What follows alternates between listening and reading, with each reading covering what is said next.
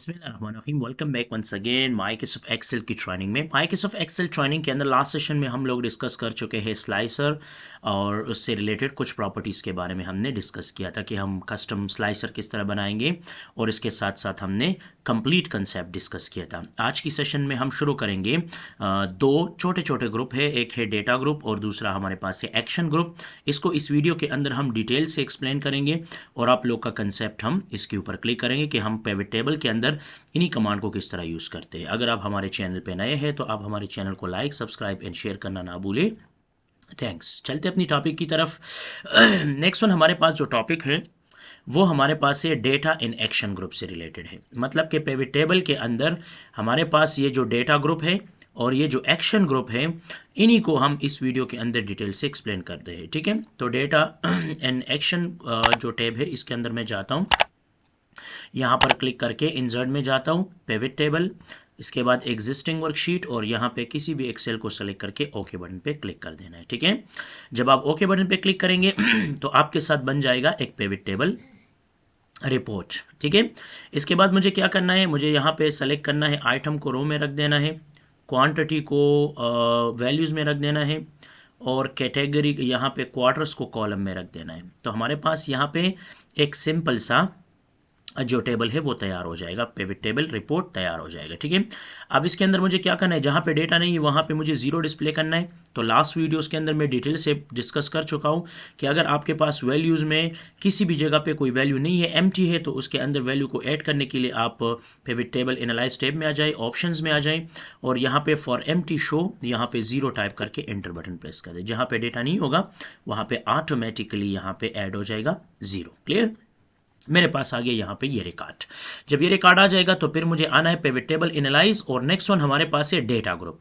Data group का मतलब क्या होता है कि डेटा ग्रुप के अंदर दो कमांड है, refresh and change data source. Clear, refresh और चेंज डेटा सोर्स का मतलब क्या होता है, अगर एक सिंपल से एग्जाम्पल मैं दे दूं तो रिफ्रेश का मतलब ये होता है कि अगर मैं बैकग्राउंड यानी जो हमारा सोर्स डेटा है उसमें मैं कोई भी चेंजिंग कर दूं, मतलब कि किसी भी चीज़ को मैं चेंज करूं और मैं चाहता हूं कि वो चेंज मेरे पास यहाँ पे रिप्रेजेंट नज़र आए, तो उसके लिए मैं क्या करूँगा, उसके लिए जो है मैं यहाँ पर डिफरेंट काइंड्स ऑफ चेंजिंग करता हूँ सोर्स में। तो सोर्स में मैं क्या चीज़ चेंज करता हूँ, मिसाल के तौर पे इलेक्ट्रॉनिक्स के ऊपर मैंने यहाँ पे रख दिया ABC और यहाँ पे दूसरे के अंदर मैंने रख दिया XYZ। मतलब ये दो चेंज मैंने कैटेगरी के अंदर कर दिया है। ठीक है, अगर आपको आइटम के अंदर चेंज करना है आइटम के अंदर भी कर सकते हो। तो लिहाजा वहाँ पे मैंने आइटम सेलेक्ट किया हुआ है तो मैं यहाँ आइटम के अंदर आऊँगा और यही सेम प्रोसेस यहाँ पे रिपीट कर दूंगा, ABC XYZ। ये दो आइटम मैंने यहाँ पे चेंज कर दिया है। लेकिन अगर आप लोग यहाँ पे देखो तो ये दो आइटम आप लोगों को कहीं भी नज़र नहीं आएगा। अगर आप चाहते हो कि ये डेटा यहाँ पे अपडेट हो जाए तो अपडेट के लिए आप लोगों को पिवट टेबल के अंदर क्लिक करना है, आपको जाना है पिवट टेबल एनालाइज टैब पे, इसके बाद यहाँ पे है डेटा और डेटा के अंदर है रिफ्रेश। जब आप रिफ्रेश के ऊपर क्लिक करेंगे तो आपका जो सोर्स डेटा में जो भी चेंजिंग है वो यहाँ पे रिप्रेजेंट हो जाएगा। ठीक है, अब मैं यहाँ रिफ्रेश के ऊपर क्लिक करता हूँ। जब भी मैं रिफ्रेश के ऊपर क्लिक करूँगा तो आप लोगों को थोड़ा सा वेट करना है और आफ्टर द वेट आपके साथ देखो ये डेटा अपडेट हो गया है। ठीक है, जब आपके साथ ये डेटा अपडेट हो जाएगा तो आप यहां पर थोड़ा सा स्क्रॉल करें तो नीचे आ रहे हैं ABC एंड XYZ, यानी आपके साथ ये दो आइटम यहाँ पे नज़र आ रहा है, क्योंकि जो चेंजिंग मैंने यहाँ पे सोर्स डेटा के अंदर किया है सेम वही चीज़ यहाँ पे शो हो रहा है। तो एग्जैक्टली अगर आपके पास कोई सोर्स डेटा है और इसमें आप उससे आप पिवट टेबल बना लेते हो और बाद में आप कहते हो कि यार ये चीज़ तो मैंने चेंज नहीं किया, ये चीज़ तो मुझसे रह गया है, इस चीज़ को थोड़ा सा अपडेट करना है, तो आप जितने भी चेंजिंग है वो कर लें। आफ्टर द चेंजिंग फिर आप आए पिवट टेबल में और इसको रिफ्रेश करें तो जो जो चेंजिंग आपने वहां पे किया होगा एग्जैक्टली वो आपकी पिवट टेबल में भी शो हो जाएगा। क्लियर, तो यहां पे ये रिफ्रेश है।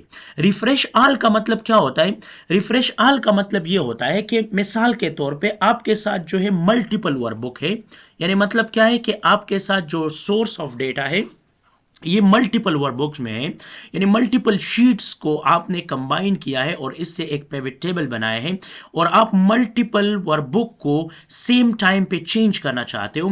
यानी मतलब मिसाल के तौर पे मेरे पास जो है different kinds of pivot table है, उसकी जो सोर्स डेटा है मैंने डिफरेंट वर्कशीट से लिया हुआ है, और मैं सेम टाइम पे सारे वर्कशीट को एक साथ पे क्या करना चाहता हूँ, रिफ्रेश करना चाहता हूँ। तो यहाँ पे रिफ्रेश ऑल के ऊपर मैं क्लिक करूंगा, तो जितने भी शीट मेरे पास यहाँ पे मौजूद होंगे, तो एग्जैक्टली वो सारे शीट जो है, जो सारे वर्कबुक जो है, ये क्या हो जाएगी, अपडेट हो जाएगी। सिंपल हम ये कह सकते हैं कि मिसाल के तौर पे ये पिवट टेबल है, इस वर्कशीट के अंदर यहाँ पर हमने बनाया हुआ है, इस तरह दूसरा तीसरा, यहाँ सेम टाइम पे मैंने डिफरेंट वर्कशीट से यहाँ पे डिफरेंट पिवट टेबल्स बनाए हो। मैं चाहता हूँ कि सारे वर्कशीट में मैंने चेंजिंग किया है, और सारे वर्कशीट का जो चेंजिंग है वो सेम टाइम पे, मतलब एक टाइम पे सब अपडेट हो जाए। तो यहाँ पर फिर आप रिफ्रेश ऑल पे क्लिक करेंगे तो आपके साथ कंप्लीट वर्कबुक्स जो है वो अपडेट हो जाएगी, और जितने भी डेटा होगी आपका तो कंप्लीटली अपडेट हो जाएगा। यानी मतलब यहाँ पे सिंपल करना है तो सिंपल भी कर सकते हो, ऑल डेटा को करना है तो ऑल डेटा को भी कर सकते हो, ठीक है। अच्छा, नेक्स्ट वन हमारे पास जो 3 ऑप्शन नजर यहाँ पे नजर आ रहे हैं, refresh status, cancel refresh and connection properties.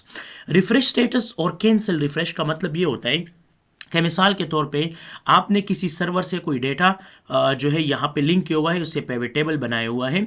मिसाल के तौर पे OLAP एक सर्वर है मेरे पास, उससे मैंने एक पिवट टेबल, मतलब वहाँ पर एक डेटा है, उसका एक पिवट टेबल मैंने यहाँ पे बनाया हुआ है। तो जब आपके साथ ह्यूज अमाउंट ऑफ डेटा होता है, यानी मतलब डेटा काफ़ी जो है बड़ा होता है, लार्ज होता है, तो एग्जैक्टली जब आप किसी डेटा को रिफ्रेश करते हो तो यहां पे आपके साथ रिफ्रेश स्टेटस आएगा। रिफ्रेश स्टेटस का मतलब क्या होगा कि ये आपको यहां पे शो करेगा कि आपका जो है रिफ्रेश हो रहा है, या आपका रिफ्रेश इतना कंप्लीट हुआ है, ठीक है। तो एग्जैक्टली यहां पे 2 ऑप्शन है, रिफ्रेश स्टेटस, यहां पे ये शो करेगा कि आपका डेटा कितना रिफ्रेश हो गया है, और कैंसिल रिफ्रेश का मतलब ये होता है कि अगर मिसाल के तौर पे कोई डेटा रिफ्रेश हो रहा है, हाफ जो है वो 50% रिफ्रेश हुआ है और 50% रहता है, और आप उसके दरमियान में कहते हो कि बस मुझे मजीद इसको अपडेट नहीं करना, रिफ्रेश नहीं करना है, तो आप कैंसिल रिफ्रेश पे क्लिक करके उसको खत्म कर सकते हो। या मिसाल के तौर पे किसी डेटा को आप अपडेट कर रहे हो और ये काफ़ी टाइम ले रहा है, और आप चाहते हो कि बस मुझे रिफ्रेश नहीं करना है, तो आप कैंसिल रिफ्रेश पे क्लिक करके उसको वहां पर ख़त्म भी कर सकते हो। लेकिन ये तब काम करेगी जब हम किसी ह्यूज अमाउंट ऑफ डेटा को किसी सर्वर से उठाएंगे और फिर यहाँ पर उसके लिए पिवट टेबल बनाएंगे, ठीक है। इंशाल्लाह फिर इसके भी कंप्लीट एग्जाम्पल्स में बताऊंगा आगे मजीद फर्दर वीडियोस में, ठीक है। अच्छा, नेक्स्ट वन हमारे पास है कनेक्शन प्रॉपर्टी। कनेक्शन प्रॉपर्टी तब काम करेगा जब हम किसी एक्सटर्नल फाइल से कोई डेटा उठाएंगे। मतलब एक्सटर्नल फाइल का मतलब ये होता है कि मेरे पास 2 वर्कबुक है और मैं एक वर्कबुक से डेटा उठा के दूसरी वर्कबुक में पिवट टेबल बनाऊंगा। मतलब इसका सोर्स फाइल जो होगा वो एक वर्कबुक के अंदर होगा, पिवट टेबल दूसरी वर्कबुक में होगा। इसके दरमियान में फिर कनेक्शन का प्रॉपर्टीज आता है जो आपको डिफरेंट काइंड्स ऑफ फैसिलिटेट करता है, ठीक है। इसको भी मजीद इंशाल्लाह कुछ देर में इसको भी देखेंगे कि एक्सटर्नल जो है हम पिवट टेबल किस तरह बनाएंगे और किस तरतीब से इसको एडजस्ट करेंगे, तो इसका भी कंप्लीट कंसेप्ट इसके अंदर हम कवर करेंगे, ठीक है। इसके बाद दूसरा ऑप्शन है change data source. Change data source का मतलब क्या होता है, सम टाइम इस तरह होता है, मेरे मिसाल के तौर पे यहाँ पे मेरे पास ये डेटा अवेलेबल है, मैं थोड़ा सा लास्ट में आता हूँ, ठीक है। और यहाँ से मैंने मिसाल के तौर पे ये 4 डेटा को यहाँ से कॉपी कर दिए, और कॉपी करने के बाद नीचे यहाँ पर इसको मैंने पेस्ट कर दिया है, और आफ्टर द पेस्टिंग यहाँ पर जो मेरे पास नंबर्स है, तो लिहाजा कंट्रोल की को होल्ड रख के इसकी नंबर को मैं चेंज कर देता हूँ, ठीक है। आपके साथ यहाँ पे ये देखो, ये 4 डेटा जो है ये इसके अंदर मैंने नया ऐड कर दिया है, ठीक है। यानी मतलब यहाँ पर मैं यहाँ पर मैं ऐड कर दूंगा न्यू डेटा, ठीक है, न्यू एंट्री, ठीक है, और इस तरह एंट्री, मतलब कि ये 4 मैंने जो है न्यू एंट्री कर दिया है, ठीक है, न्यू एंट्री डेटा, ठीक है। यहाँ पे देखो आप लोगों को रिप्रेजेंट हो रहा है, ठीक है। लेकिन अगर हम यहाँ पर चेक कर ले, देखो यहाँ पे जो है आप लोगों को नज़र नहीं आ रहा है, मतलब जो डेटा है आप ये तो नज़र आ रहा है, लेकिन जो डेटा यहाँ पर मैंने ऐड किया है, अगर मैं पिवट टेबल में जाके इसको रिफ्रेश कर दूँ तब भी आपको ये डेटा नज़र नहीं आ रहा है, क्योंकि जो आपने पिवट टेबल जिस रेंज में बनाया है वो डेटा यहाँ पे कंप्लीटली रिप्रेजेंट हो रहा है, जो आपने एक्स्ट्रा डेटा ऐड किया है वो यहाँ पे रिप्रेजेंट नहीं हो रहा है। तो लिहाजा इसके लिए मैं क्या करूँगा, मैं चाहता हूँ कि जो डेटा अभी मैंने इसके अंदर ऐड किया है मुझे इसको एक्सटेंड करना है। तो एक्सटेंडिंग के लिए मैं क्या करूँगा, change data source, change data source के ऊपर क्लिक करूंगा। यहां पर मुझसे पूछ रहा है कि सेलेक्ट अ टेबल और रेंज। यहां पे जो टेबल रेंज इसने सेलेक्ट किया वो A1 से लेके 399 तक इसने डेटा उठाया है। मतलब अगर इसकी रेंज को मैं यहाँ पे चेक कर दूं तो यहाँ पे आप लोगों को अब नज़र आ जाएगा। ठीक है, मिसाल के तौर पे यहाँ पर इसको मैंने ख़त्म कर दिए। ठीक है, यहाँ पर मैं इसको थोड़ा सा सेट कर रहा हूँ। ठीक है, यहाँ पर चेन डेटा सोर्स। अब आप लोग को देखो ये डॉटेड लाइन नज़र आ रहा है। थोड़ा सा मैं नीचे स्क्रॉल कर रहा हूँ, इसको देखो नीचे मैं स्क्रॉल कर रहा हूँ। ठीक है, अब देखो आप लोग को ये डॉटेड लाइन जो है बिलाल फारूक किचन, देखो यहाँ पे आप लोग को कटिंग बोर्ड, यहाँ तक ये डेटा ये सोर्स जो है वो सेलेक्टेड है। मज़ीद मुझे इसके अंदर अपग्रेडिंग करना है तो मैं क्या करूँगा, सिंपली जो है यहाँ पर इस टेबल एंड रेंज को रिमूव कर दूंगा और आफ्टर द रिमूविंग दोबारा इसका एक सिलेक्शन बनाऊंगा। ठीक है, इसके अंदर इस कंप्लीट डेटा को ऐड कर दूंगा और इसके बाद ओके बटन पे क्लिक करूंगा। तो आफ्टर द ओके क्लिक यहां पर आपके साथ ये डेटा अपडेट हो गया है। अब देखो automatically new data, new entry data automatically यहां पे रिप्रेजेंट हो गया है। तो एग्जैक्टली यहां पर हमारे पास क्या है, यहां पर हमारे पास जो है ये चेन डेटा सोर्स का कमाल है। चेन डेटा सोर्स की मदद से हम क्या कर सकते हैं, एक पिवट टेबल के अंदर मजीद हम डेटा को एक्सटेंड कर सकते हैं। अगर हमें डेटा को एक्सटेंड कराना हो तो इजीली हम चेन डेटा सोर्स को यूज कर सकते हैं। इसके अंदर भी एक ऑप्शन है कनेक्शन प्रॉपर्टी। कनेक्शन प्रॉपर्टी जो है अब यहां पर भी डिसेबल है, रिफ्रेश में भी डिसेबल है। अब इसको इनेबल करेंगे। इनेबल हम किस तरह करते हैं, अब हम अपनी यहां पर जो डेटा है इस डेटा से हम लिटिल बिट कुछ डेटा को यहाँ से उठा के मैं कंट्रोल सी के साथ कॉपी कर रहा हूँ। ठीक है, कंट्रोल सी के साथ मैं कॉपी करता हूँ और कंट्रोल सी के बाद जो है फिर उसके अंदर मैं दूसरी शीट के अंदर मैं इसको पेस्ट करूँगा। यहाँ पे कुछ लिटिल बिट डेटा को मैंने सेलेक्ट किया हुआ है। ठीक है, कंट्रोल सी को मैं यहाँ से क्या कर दूंगा, यहाँ से डेटा को कॉपी और इसके बाद कंट्रोल एन के साथ न्यू वर्कबुक को मैं ओपन करूँगा। ठीक है, यहाँ पे आपके साथ ये डेटा आ जाएगा और यहाँ पर कंट्रोल वी के साथ वो जो डेटा मैंने कॉपी किया हुआ है उसको यहाँ पर पेस्ट कर देना है। ठीक है, जब आपके साथ पेस्ट हो जाएगा तो पेस्ट होने के बाद यहाँ पे ये डेटा आ गया है। ठीक है, यानी मैं ये कह सकता हूँ कि ये जो फाइल है, मैं फाइल में जाता हूँ, सेव में जाके ब्राउज कर देता हूँ और यहाँ पर मैं डेस्कटॉप में जाके इसको एक्सटर्नल फाइल के नाम से सेव करता हूँ। यानी ये फाइल जो है ये एक्सटर्नल फाइल है, यानी ये फाइल मैंने दूसरा बनाया हुआ है। यानी मतलब ये मेरे पास अलग फाइल है, आप यहाँ पे चेक कर सकते हो। ये मेरे पास अलग फाइल है और ये वाला हमारे पास अलग फाइल है। यानी मतलब ये दो अलग अलग फाइल है, ये डेली वर्क फाइल है और ये एक्सटर्नल फाइल है। अब मैं क्या करूँगा, इस एक्सटर्नल फाइल के साथ मैं पिवट टेबल बनाऊँगा लेकिन डेली वर्कबुक के अंदर। ठीक है, अब मिसाल के तौर पे यहाँ पे आप देख लें, यहाँ पे ये जो मैंने पिवट टेबल बनाई है यहाँ पे है। अब दोबारा मैं यहाँ पे न्यू शीट इंसर्ट करता हूँ और यहाँ पे मैं लिखता हूँ एक्सटर्नल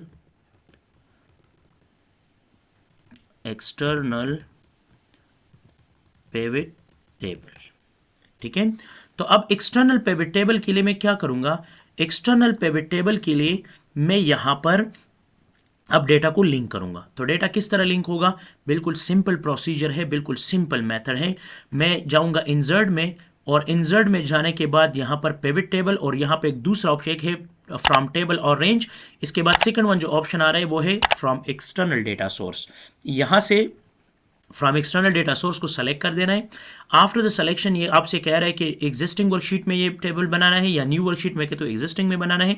यहाँ पे है चूज कनेक्शन, कनेक्शन के ऊपर क्लिक करना है। यहाँ पर अगर आपका जो लिस्ट है वो शो हो रहा है तो वेल एंड गुड, नहीं शो रहा है तो फ्रॉम ब्राउज फ्रॉम मोर पे जाए। यहाँ पर मैं जाऊँगा डेस्कटॉप और डेस्कटॉप के बाद यहाँ पे है एक्सटर्नल फाइल, इसको सेलेक्ट करके ओके बटन पे क्लिक कर देना है। जब आप ओके पे क्लिक करेंगे यहाँ पर आपसे पूछ रहा है कि आपके साथ जो है दो शीट्स है, शीट 1 एंड शीट 1। ठीक है, आपका जो डेटा है वो कहाँ पे पड़ा हुआ है, कहाँ पे नहीं है, आपका कंप्लीट इन्फॉर्मेशन यहाँ पे शो कर रहा है। ओके बटन पे क्लिक करना है।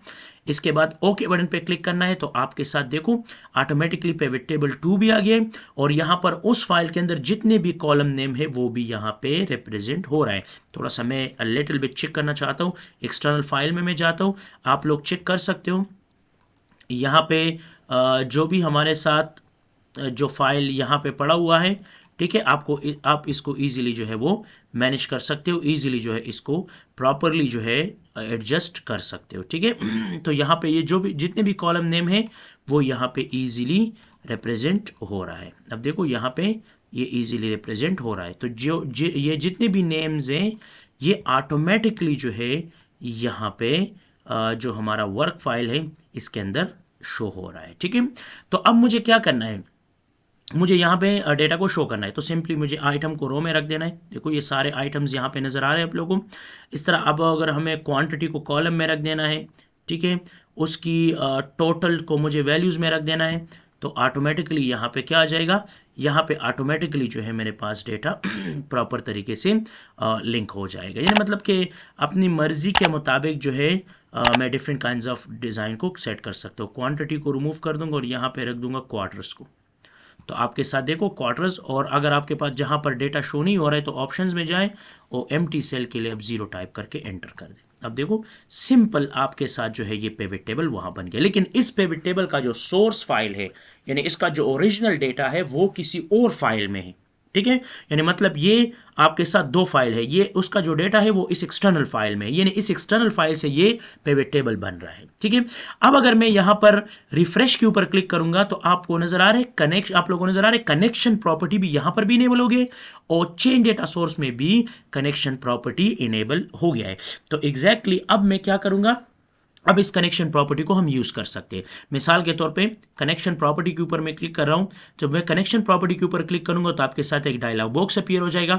यहां पर आपका जो कनेक्शन नेम है वो रिप्रेजेंट हो रहा है, इसके बारे में कोई डिस्क्रिप्शन लिख सकते हैं। मिसाल के तौर पर मैं कहता हूँ कि this one is external file to connect with this file. मतलब ये एक एक्सटर्नल फाइल है जो हमने कनेक्ट किया हुआ है इस फाइल के साथ, ठीक है। एग्जैक्टली यहाँ पे कुछ भी लिख सकते हो, ये मैंने जनरल कुछ इन्फॉर्मेशन टाइप किया है, बाकी आप कुछ भी लिख सकते हो अपनी मर्जी के मुताबिक, ठीक है। अच्छा, नीचे हमारे पास 3 टैब आ रहे हैं, usages, definition and use and. Usages का मतलब क्या होता है कि यहाँ पर अब जो एक्सटर्नल फाइल है इसको जब हम इस्तेमाल करते हैं, ठीक है, मिसाल के तौर पे जो पिवट टेबल हम यूज़ कर रहे हैं तो उससे रिलेटेड हमारे पास कुछ यूजेज कमांड है, मतलब रिफ्रेश कंट्रोल है। रिफ्रेश कंट्रोल में यहाँ पे शो कर रहे हैं कि लास्ट रिफ्रेश, यानी लास्ट आपने इस फाइल को कब रिफ्रेश किया हुआ है, तो यहाँ पे ये डेट एंड टाइम को शो कर रहा है।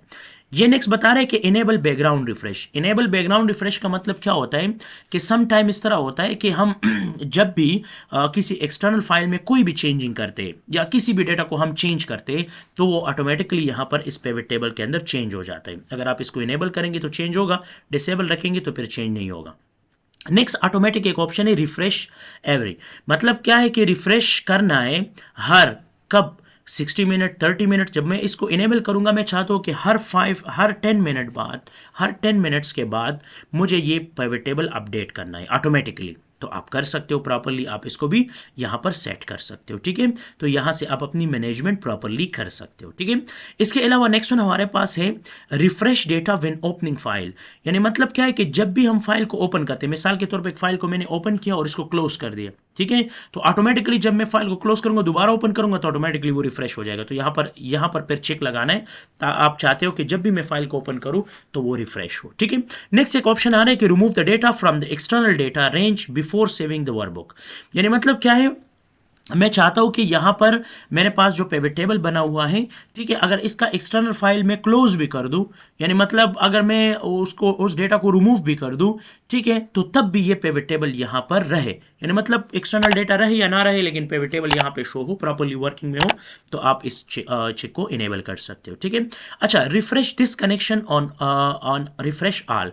यानी मतलब मैं चाहता हूं कि ये जो कनेक्शन है इसमें जो कनेक्शन इनेबल हो वो हो रिफ्रेश ऑल। रिफ्रेश ऑल का मतलब कि जितने भी हमने कनेक्शन बनाए हुए हैं, जितने भी वर्कबुक के साथ हमने कनेक्शन बनाए हुए वो सारे कनेक्शन जो है वो रिफ्रेश ऑल हो। रिफ्रेश ऑल यहां पर भी मैंने बताया कि एक सिंपल रिफ्रेश होता है, एक रिफ्रेश ऑल होता है जो कंप्लीट वर्कबुक को जो है वो क्या करते हैं, कंप्लीट डिफरेंट पिवट टेबल को वो रिफ्रेश करता है, यानी डिफरेंट डेटा सोर्स को इजीली जो है वो आप एक क्लिक पे रिफ्रेश कर सकते हो, ठीक है। तो ये ऑप्शन यहाँ पर पिवट टेबल से रिलेटेड है, आप यहाँ पर अपनी मर्जी के मुताबिक इसको इनेबल डिसेबल कर सकते हो। नेक्स्ट है OLAP सर्वर फॉर्मेटिंग। OLAP ये एक सर्वर होता है जहाँ से हम डिफरेंट काइंड्स ऑफ डेटा उठा सके, जहाँ पे एक वेयर हाउस होता है जहाँ पे डिफरेंट काइंड्स ऑफ सोर्सेज से डेटा आता है और वहाँ पे स्टोर होता है, जिस तरह एक डेटाबेस मैनेजमेंट सिस्टम की अगर हम बात करें, ठीक है। इसी तरह OLAP सर्वर जो फॉर्मेटिंग है, इंशाल्लाह इसका कंप्लीट कंसेप्ट, इस पे कंप्लीट लेक्चर बनाऊंगा और फिर ये जितने भी ऑप्शन है वो ये सारे ऑप्शन इंशाल्लाह उसके अंदर मैं यूज़ करूंगा। अब अगर मैं यहाँ पर बहुत ज़्यादा डिटेल से भी इसको एक्सप्लेन करूँ कोई फ़ायदा नहीं है, क्योंकि प्रैक्टिकल एग्जाम्पल के साथ स्टूडेंट को फिर सही तरीके से समझ आ जाता है। तो OLAP सर्वर है क्या चीज़, किस लिए हम इसको इस्तेमाल करते हैं, फिर इसको हम लिंक किस तरह करेंगे, उसमें drill through, drill up, drill down जो प्रीवियस में मैंने बताया था, इसको किस तरह हम इसमें यूज़ करेंगे, या लैंग्वेज मतलब कि अगर हमने कोई ट्रांसलेटर डेटा वहाँ पे है या कोई एरर वहाँ पे आ रहा है तो ये एरर यहाँ पर भी शो करना है, तो एग्जैक्टली आप सब चीज़ों को फिर प्रॉपर्ली मैनेज कर सकते हो। इंशाल्लाह विद प्रैक्टिकल एग्जांपल इसके ऊपर मैं कंप्लीट वीडियो बनाऊंगा, ठीक है। इसके बाद नेक्स्ट वन हमारे पास है डेफिनेशन, यानी जो सेकंड टैब आ रहा है डेफिनेशन में हमारे पास बता रहा है कि कनेक्शन टाइप एक्सेल फाइल है, यानी एक्सेल फाइल के साथ ही हमने कनेक्शन बनाया, अगर एक्सेस फाइल के साथ हमने बनाया है या किसी OLAP सर्वर के साथ हमने बनाया है वगैरह वगैरह, आपको आपके साथ यहाँ पे कनेक्शन टाइप शो करेगा। कनेक्शन फाइल नेम, यहाँ पे जिस जिस जगह पे ये फाइल नेम सेव है उसका कनेक्शन स्टार्टिंग यहाँ पे रिप्रेजेंट हो रहा है। इस तरह यहाँ पे कॉमन टाइप बता रहे हैं कि टेबल है, अगर उस फाइल के ऊपर कोई पासवर्ड वगैरह है तो यहाँ पर वो पासवर्ड भी सेव कर सकते हो इसके साथ आप। अगर कमांड टेक्स्ट जो है हमारे पास शीट 1 है, ठीक है, मतलब शीट 1 से हमने डेटा उठाया हुआ है वगैरह वगैरह, ये कंप्लीट इन्फॉर्मेशन यहाँ पे डिस्प्ले कर रहा है। अपनी ज़रूरत के मुताबिक आप यहाँ पे कुछ भी इन्फॉर्मेशन गेट कर सकते हो, ठीक है।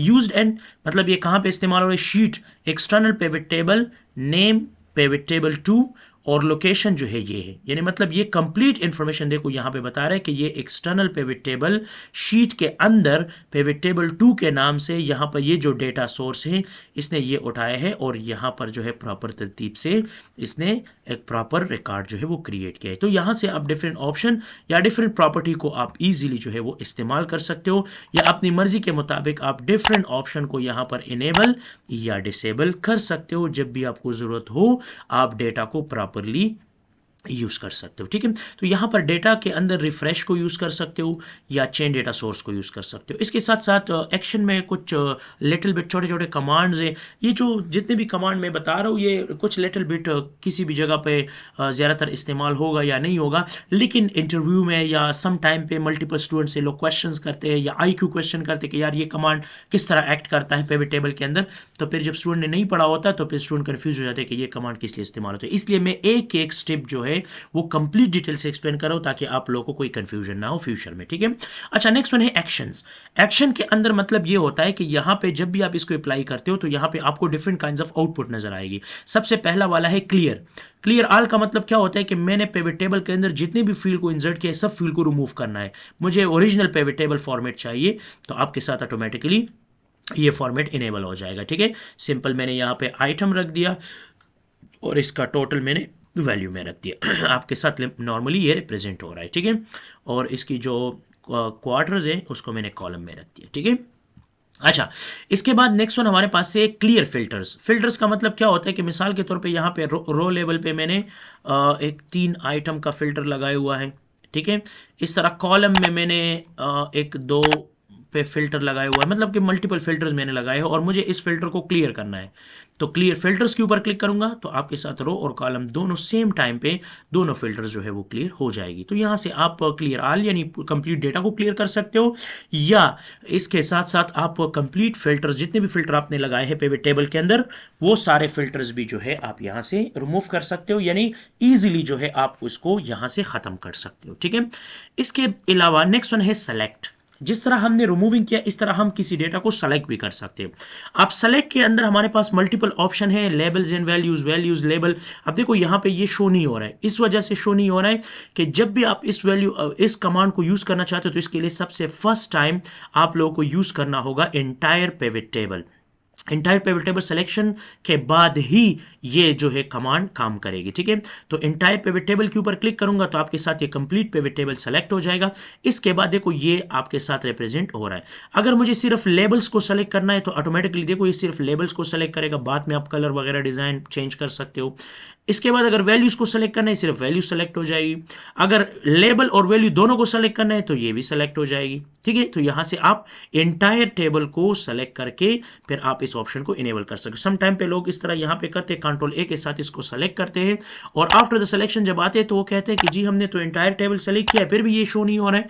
तो एग्जैक्टली ये बात जहन में याद रखें कि फर्स्ट टाइम पे जब आप पिवट टेबल बनाएं और आप चाहते हो कि इसमें मुझे मल्टीपल सिलेक्शन करना है तो आपको इस कमांड को इनेबल करने के लिए एंटायर पिवट टेबल को ही यूज करना होगा। एंटायर पिवट टेबल के ऊपर क्लिक करेंगे तब आपके साथ जो है ये कंप्लीट क्या हो जाएगा, आपके साथ जो है ये कंप्लीट ऑप्शंस इनेबल हो जाएगी। ठीक है, नेक्स्ट हमारे पास है इनेबल सिलेक्शन। इनेबल सिलेक्शन का मतलब ये होता है मैं चाहता हूं कि एक क्लिक पे मुझे ये कॉलम सेलेक्ट करना है, देखो ये कॉलम सेलेक्ट हो गया, इस तरह एक क्लिक पे मुझे रो सेलेक्ट करना है, इस तरह यहाँ पे कंप्लीट टेबल यहाँ से भी सेलेक्ट करके तब भी आप ये ऑप्शन यूज कर सकते हो। यानी सिलेक्शन से भी आप यहाँ पे कंप्लीट सम ऑफ टोटल के ऊपर जब आप क्लिक करेंगे तो कंप्लीट टेबल सेलेक्ट हो जाए। इस तरह अगर आपको सिर्फ रो लेबल को सेलेक्ट करना है तो रो लेबल सेलेक्ट हो जाएगा, सिर्फ एक कॉलम को सेलेक्ट करना है तो सिर्फ एक कॉलम सेलेक्ट कर सकते हो, या यहाँ से सिर्फ एक कॉलम को सेलेक्ट करना है तो एक एक कॉलम को भी यहां से सेलेक्ट कर सकते हो। अगर आप चाहते हो कि ये ऑप्शन मुझे डिसेबल करना ही नहीं चाहिए तो यहां से चेक हटा दे। अब अगर मैं यहाँ पे यूज करूंगा, देखो यहाँ पे कोई भी ऑप्शन आप लोगों को नहीं मिलेगा, यानी यहाँ पर देखो ऑप्शन पिवट टेबल में नजर नहीं आ रहे। और ये जो ऑप्शन आ रहा है ये शीट की ऑप्शन है, देखो ये एरो जो नजर आ रहे हैं ना ये शीट रो है या शीट कॉलम जो है ये सेलेक्ट करता है। ठीक है, तो एग्जैक्टली यहाँ पर जब मैं इसको इनेबल करूंगा तो अब आप देख सकते हो ये रो को सेलेक्ट कर रहा है, ये कॉलम को सेलेक्ट करें और यहाँ से ये एंटायर जो टेबल है वो सेलेक्ट हो। तो एग्जैक्टली इन चीज़ों का थोड़ा सा लिटिल बिट ख्याल रखा करें। ठीक है, अच्छा ये चीज़ तो हमारे पास हो गया फिट। अब अगर फॉर एग्जांपल मैं चाहता हूँ कि मुझे एक पिवट टेबल को उठा के किसी दूसरी वर्कबुक के अंदर मुझे क्या करना है, इसको मूव करना है, तो मैं इजीली कर सकता हूँ। ठीक है, कंट्रोल एन के साथ मैं एक न्यू वर्कबुक को ओपन करता हूँ, यहाँ पे है बुक 2। ठीक है, इस बुक 2 के अंदर मुझे इस पिवट टेबल को क्या करना है, मूव करना है। तो मैं पिवट टेबल एनालाइज पे क्लिक करूंगा, मूव टेबल पे क्लिक करूंगा। मूव टेबल यहाँ पे मुझे बता रहा है कि आपको इसी शीट के अंदर मूव करना है या मतलब कि किसी न्यू वर्कशीट में करना है। ठीक है, तो आप मर्जी आपकी है, जिस जगह पर भी करना है आप इसको मूव कर सकते हो। ठीक है, तो एग्जिस्टिंग में आप किसी भी वर्कबुक का लोकेशन उसको दे के आप वहां पर उसको क्या कर सकते हो, वहां पर देखो इसको शिफ्ट कर सकते हो। जो मैंने वर्कबुक 2 बनाया था तो वर्कबुक 2 के अंदर आपके साथ ये पिवट टेबल शिफ्ट हो गया है। ठीक है, मतलब कि जो एक्सटर्नल फाइल हमारे पास था नॉर्मली ये जो एक्सटर्नल फाइल यहाँ पर हमने डेली वर्क फाइल के अंदर रखा था, देखो यहाँ से हो गया रिमूव और मूव हो गया वहाँ पे। तो मतलब आप यहाँ से क्या कर सकते हो, इसको प्रॉपर तरतीब से यहाँ से आप उसको रिमूव भी कर सकते हो, प्रॉपर तरतीब से आप इसको सेट भी कर सकते हो। अपनी मर्जी के मुताबिक आप जिस जगह पर भी इसको मूव करना चाहते हो तो आप यहाँ से इसको मूव भी कर सकते हो किसी भी प्लेस पे, मतलब न्यू वर्कशीट में या किसी भी जगह पर आप इसको रिप्लेस कर सकते हो। उम्मीद है आप लोगों को समझ आई होगा कि हम डेटा ग्रुप या एक्शन ग्रुप को किस तरह यूज करेंगे पिवट टेबल के अंदर। Thanks for watching me, see you next lecture.